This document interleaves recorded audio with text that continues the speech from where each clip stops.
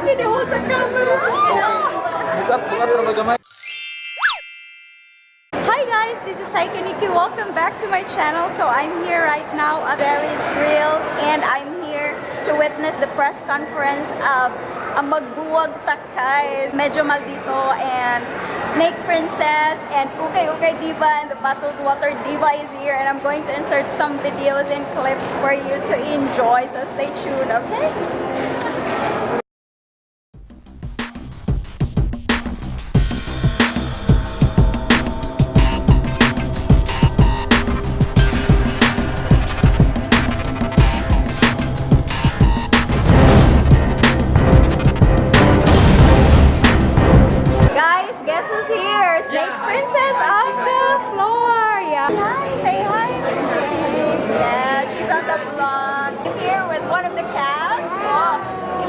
Guys, Ukay Ukay Diva. Now, super. Hello, what's your channel? Cykaniki. Cykaniki. Yes. Hello sa mga viewers sa Cykaniki. Yes. Thank you, thank you. Pretty. Oh, grabe na. And again. Oh, pretty. Grabe, I'm trending a bottled water girl. Yes. Sayaw bitter. Amazing! Salamat kayo!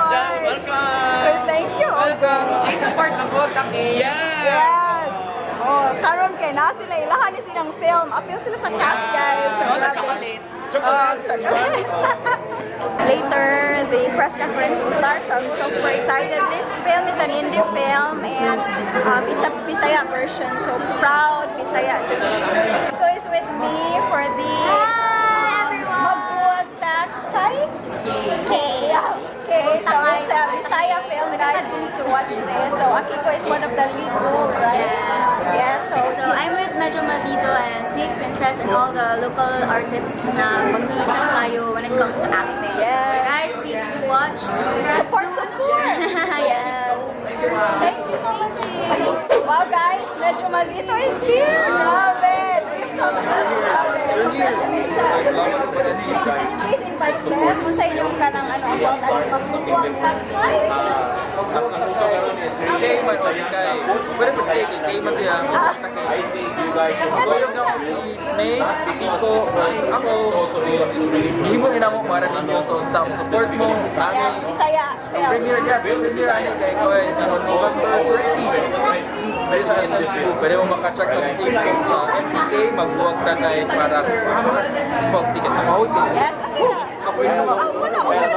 Mata na. Na, ayag. Dream come true kayo. Yes. Wow. Guys, dream come true kayo. Magkita na Medyo Maldito. Magkita karon siya pag-hold sa camera. Bukat na magamay. Gamay. Happy na gusto na nakamit ako ni mo. Makita ko sa video ni Joey. Thank you, Jokayo.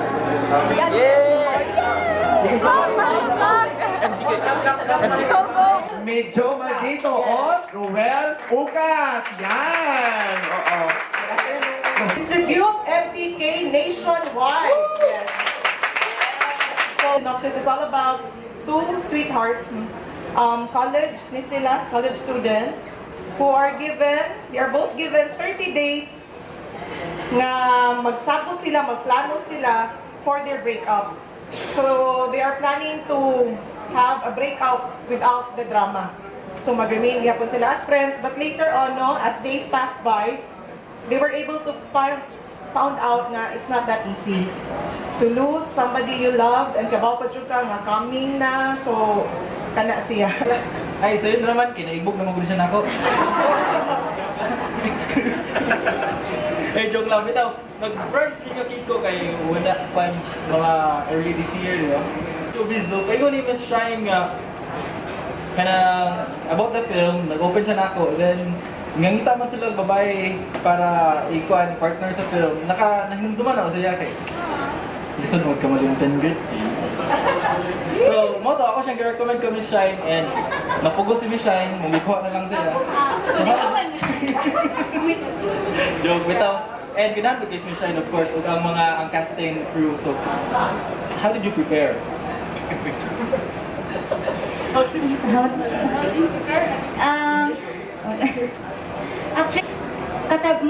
dali man makatrabaho si Roy kay dili man siya, gentleman siya na person. I love na ko niya. Charot lang.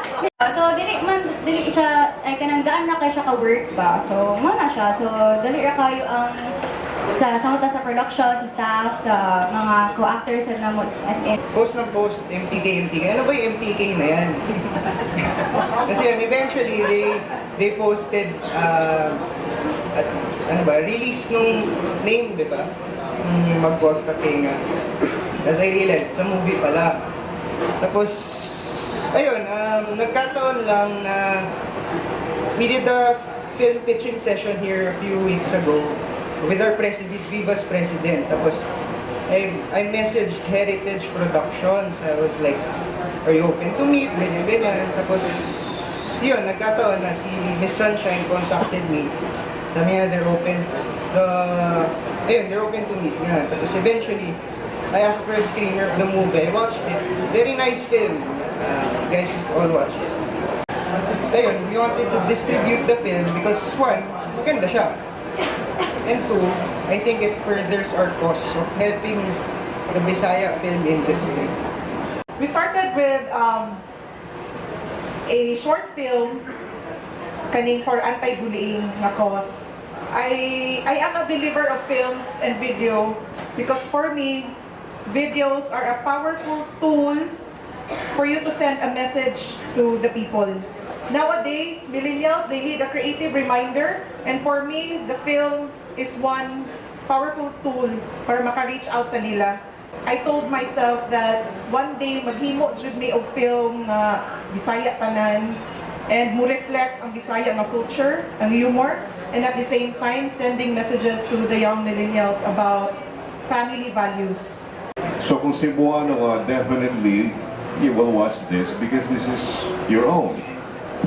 And what makes it different from the other movies we've seen, especially produced by Manila producers,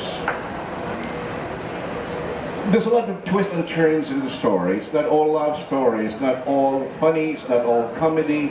As Sunshine said, there are a lot of family values instilled in the movie.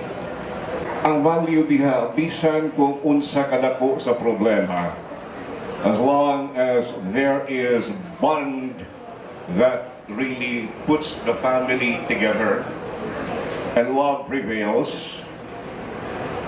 we will overcome the odds, no? Wayang boy, tila rato pero ang ako alam ka na. Gapon naman gugu. Kanus akong larga. May 19, 9 a.m. Aya, that's a month from now. Si Daday, nag-ibukbang ko niya. Nya, ang kausur. Tagpisura bitaw to. Ilabot tax, Mr. Surges. I've been inviting everybody for the advanced screening and the premiere night. November 30, advanced screening December 1 to 3, December 8, 9, 10. Okay. Posted on our FB page. Yes, please. MTK at Bisaya Romcom. Yes. Medyo chat lang guys. Yes, thank you. Miss Chat.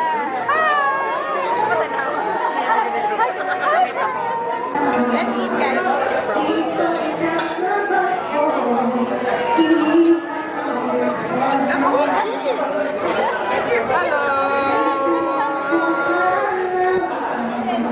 Grabe guys.